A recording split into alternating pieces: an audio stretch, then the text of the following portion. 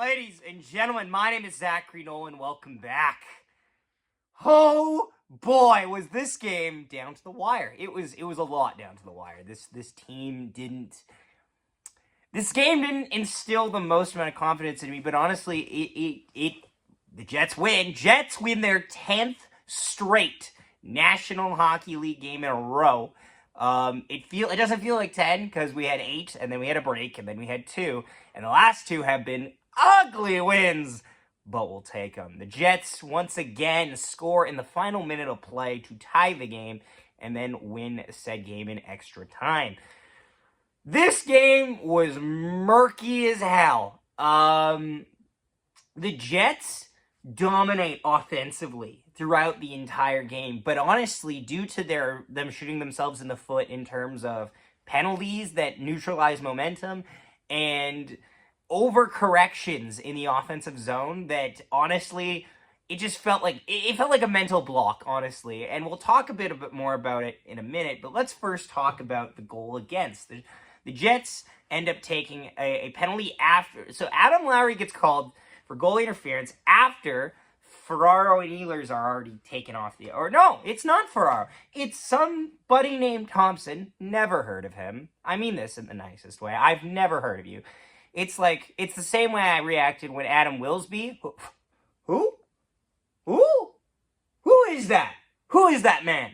Was mentioned for the Nashville Predators, but yeah, no, something Thompson. It's not Logan. Don't think it's Nate. Yeah. But anyway, he gets a penalty with Nikolai Ehlers. No idea how Mario Ferraro doesn't get a penalty. Side note, don't know how that didn't happen. Adam Lowry then gets tripped and slams into Vitek Vanacek. To be honest, I probably would have called this penalty, but it's annoying because he does get tripped. Then on the ensuing 4-on-3, William Eklund absolutely roofs it against Hellebuyck, against the grain here. There'll be no chasing, no nothing. That's why. God damn it.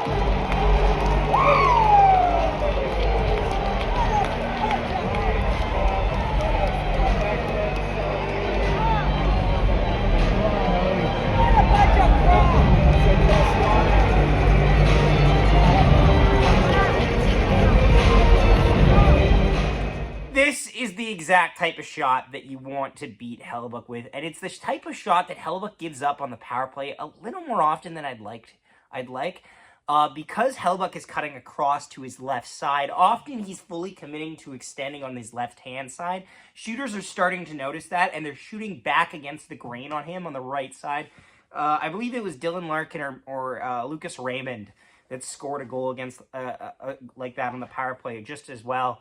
It's one of those things where it's not a horrific thing to give up.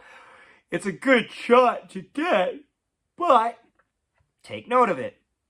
Honestly, our forwards are doing that too a couple times in the third period on the power play, and that's why we were missing the net, was because we were course correcting to try to get over, because Vitek Vanacek was reading passes really well tonight. So Sharks take an early 1-0 lead, and then they would have that lead until the dying seconds of the game. But we'll get there. We will get there. Rest of the first period, the Jets get pretty good looks, but nothing major. With the first intermission, we're just going to do a side note for me. In case you guys were wondering on my latest articles, I have 3 now, because I'm going to have 3 for a while. Because if anyone doesn't know, I got hired by the Manitoba Bisons as a sports writer. I've actually been renewed for next year. For hockey, I've written 3 articles.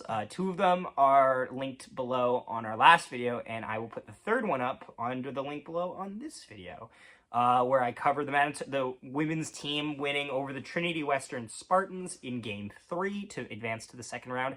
I don't cover anything beyond that because it's up to the home team's writer to cover both teams respectively.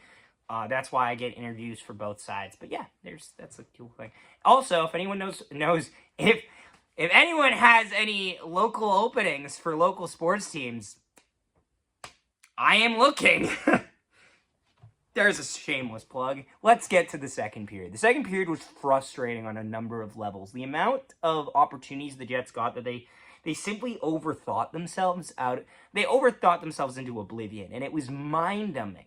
There were so many times where it's just shoot the puck on net. Stop making the extra pass. Stop making that extra backdoor movement. There were so many of that instead of just shooting on a net and trying to generate chaos from it. I feel like the Jets would have really benefited a lot more with the chaos in front of the net, but they really didn't try to control it. Also, too, the power play.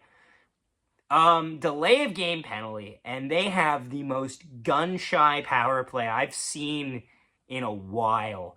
They had a couple power plays tonight, and it was frustrating to see a Sharks team control them that well and manage them. It was frustrating, for sure. It honestly was. Let's now, on that note, also, Colin Miller hit, I think, 2 posts tonight. I thought Colin Miller had a good game, and this should also be a sign to keep Logan Stanley out, because he just doesn't do anything. And honestly, keep Colin Miller in as your third-pairing defenseman. If Colin Miller is your third-pairing defenseman, I don't hate that. If he's your third-pairing D-man going into the playoffs, I don't think that's terrible, but partner him with someone better. On that note, what time is it? Moose Watch!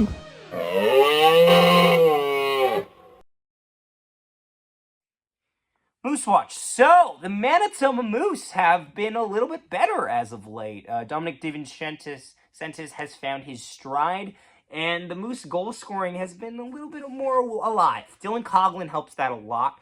Dominic Toninato has been connecting on a few, and honestly, the Moose are being respectable in games, and I appreciate that, because for a long time, they weren't. Here are the 2 goals on their overtime win against the Toronto Marlies. On the far side, Moose retrieve again. Golder coming out of the corner, goes up top. Left side, Coghlan, one-timer, he scores! Dylan Coghlan, a rep from the line that fools Matt Murray, and this game is tied. To Toninato, 7 seconds left on the power play. Anderson Dolan in the circle, waits across the ice for Lambert, back in front, and they score! Dominic Toninato, overtime winner, and the Moose take this one 2-1. Yeah, no, it's good to see, honestly. And then we're going to see how the prospects kind of move around here. But it'll be interesting to see with the trade deadline 2 weeks away. What happens? Who gets moved? What goes on? You never know. But yes, that'll be all for Moose Watch. I haven't been able to cover it. I haven't been able to look into it as much. But yeah. Good for the Moose. So, third period. The Jets just keep humming and humming and humming. Miller hits a post again, and it's just like, come on, man. A lot of struggling chances. The Jets largely control this period offensively, but they don't. For the love of God, sometimes stop button hooking. Like, I get it. You want to button hook and then get possession. But if they're on you that well and pressuring your defense that well, you just need to drive that sucker to the net. In the first period, Adam Lowry probably could have split the D if he didn't make a really bad timed pass off. Honestly, Kyle Connor should have driven the net more. Nikolai Ehlers should have utilized his speed better tonight. The fastest movement he had was from the blue line to the top of the circle when he fired that OT goal. It's not a lot there. But it does eventually, mercifully, the Jets tie it on a Josh Morrissey bomb. What was the plan? Fired! Yeah!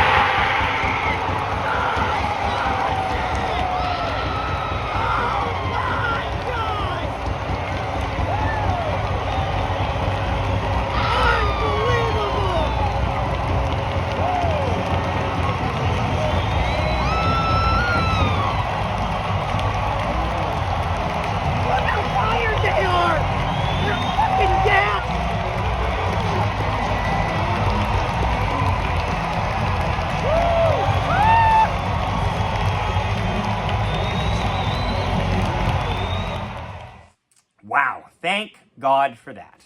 Thank God for that. That had me stressing, worried, and then we go to overtime, and I just felt we were going to win. I felt we were going to win this overtime. Interesting deployment by the Sharks. They put Graf, Ferrero, and I don't even remember the third guy. I just remember saying, I pondered it a lot. Jets eventually get the possession of the puck, and the whole line is gassed. Everyone on the ice is gassed. They played about a minute and a half, and then Nikolaevich just fires on net, and Mark Scheifele beats Vitek Vanacek on the poke check, and he sets the franchise record in goals. There you go. There you go, Nick.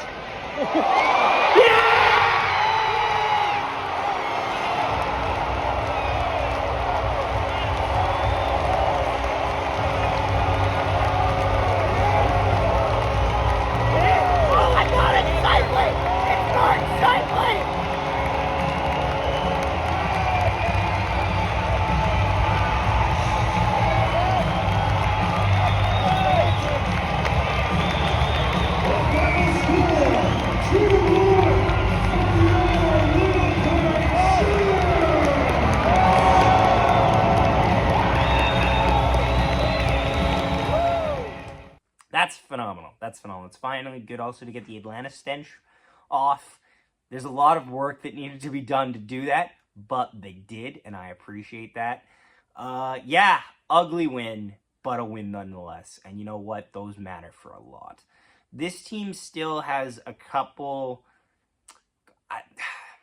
they're finding ways to win games. You know what? That's the way we should look at it, I think, at this point, is they're finding ways to win games, but they're not always going to be this easy of an opponent. So you got to find ways to win games against tougher teams as well, too. And I think they do have that, but consistency has to be there. 3 stars of the game. Mark Scheifele gets the first star. Josh Morrissey, the second star. Third star, Colin, no. You know what? We're going to go Colin Miller here. And I know his analytics weren't great tonight. However, he was also playing with Logan Stanley, and I don't hold that against him. And he hit 2 posts. He was close to getting to really putting 2 past Vitek Vanacek tonight, who played phenomenal, by the way. Vitek Vanacek was going to be the pre-intro if they had held on, but they didn't, so he isn't. Yeah, thanks so much for watching, guys.